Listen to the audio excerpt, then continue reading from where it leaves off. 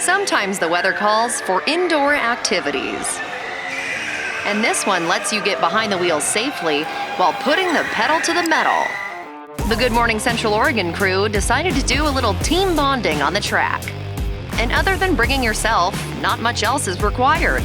So do I need to have a driver's license to be able to ride one of these? Nope. Kiddos at 6 years old are able to drive our carts if they're tall enough. Okay, so it's a height requirement to drive one. All right. Yeah, so for our junior carts, we say 48 inches, but we say even a little bit above. But you do need a K1 Speed annual license to race. So you come in, you create a profile, you sign a waiver, and then you basically do have to get a membership. It's required to race. It just covers use of the gear, head sock, free birthday race the month of their birthday. It's, again, required $7. The license gets you access to any K1 Speed location across the country. There are even a few international K1 Speed locations as well. So are the courses different? Do you ever change it up from time to time? We have never changed our track, but every K1 has a different track. So no K1 is going to have the same track. On average, how long would you say that it takes people to get around the track? The race is 13 laps based off the lead cart. Oh. So a race could take about 10 to 15 minutes if it's their first time, including the safety briefing and all of that. The annual license gets you a head sock that's yours to keep and also allows you to borrow one of their helmets. Then it's time to make sure it's on tight and climb into your cart. What kind of tips would you give for someone who's racing for the first time? The carts, either the junior or the adult, are both hard to turn, so you need to use every single muscle within your arms to turn those. That is tiring on your arms. The steering is stiffer. So much fun. The brakes are your best friend. Brakes are your best friend, huh? Mm-hmm. So that's when I'm drifting around a corner. Oh, yeah. Okay, that's what I'm expecting to do today. Yeah. And drift we did. And sped. And turned. What happens when you're going flying around a corner and someone comes behind me and they plow right into me and hit me as hard as I can? Am I at risk for getting hurt?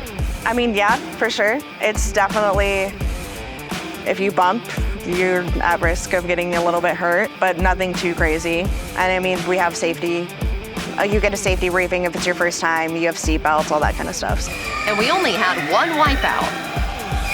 Remember, these aren't bumper cars, so the goal isn't to run your competition off the road, but rather make your move and pass them whenever you can find a gap. So you've got a, what do you call it, a referee out here, or who's watching? We have a master. The master usually holds a remote. That's what kind of controls the race. We have our flags that will usually wave the master, and then we have a few signs that will throw at you while you're racing.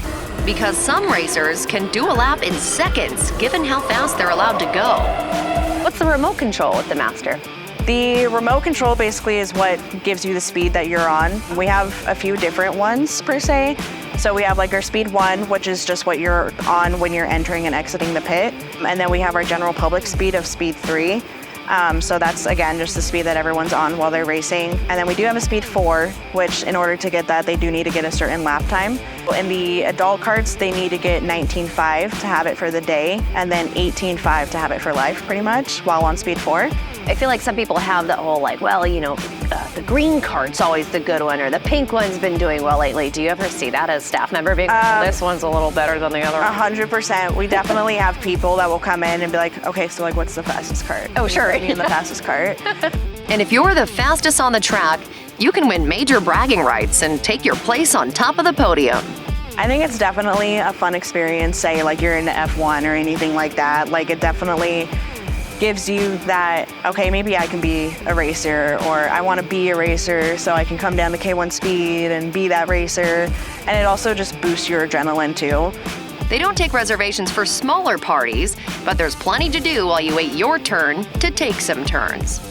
Say I've got a group of, 10 folks or whatever, and we check in, and then we've got to wait here for everybody else to be finished before us. What can we do here while we're waiting? We have some arcade games that you can definitely play. We have pinball, we have 2 dirty driving race games, and then we also have a Halo game that people can play. Or we also have our paddock lounge.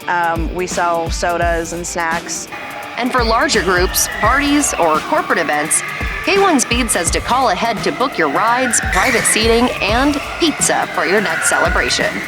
A lot of people just have that wow, ooh, and ah reaction when they come in because, I mean, it's something fun and big, and especially little kids love it when they come in and they see either people racing or they just see the way that it's set up.